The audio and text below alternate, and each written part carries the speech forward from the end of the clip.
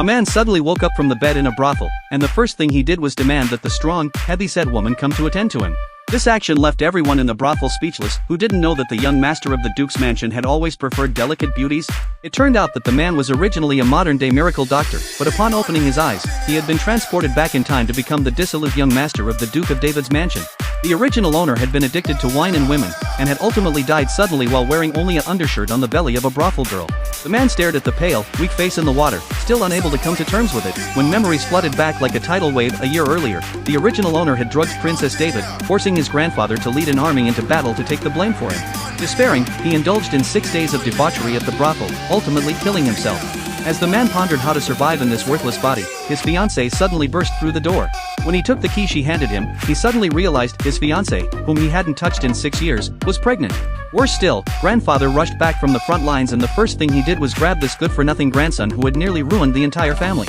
The man tried to flatter him, but grandfather pushed him away and ordered him to reflect on his actions for 7 days. But when the man tried to keep his man, he stumbled and fell onto the table. He finally realized how weakened he had become.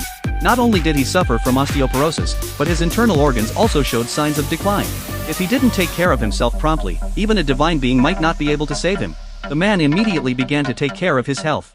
But as he did so, he was shocked to discover that there was a substance called Huan divine water in his body. This substance, when combined with bodily fluids and accelerated blood flow during sexual activity, would cause fatal poisoning. It turned out that the original owner's death was not an accident, but a conspiracy. The subordinates felt sorry for their master and secretly sent a beauty to cheer him up. The man initially wanted to refuse, but then he suddenly realized that to uncover the mastermind behind the plot, he had to continue playing the role of a lecherous prince. He reluctantly accepted the beauty, but she suddenly stripped off her clothes and approached him. Just as her shoulders were exposed, the beauty parted her red lips. "Someone wants you dead." The man jumped to his feet in shock, thinking the woman intended to harm him. But he wasn't afraid, as all women entering the palace underwent rigorous security checks and had no chance of bringing weapons inside. Yet the next moment, the woman pulled a dagger from her own rear.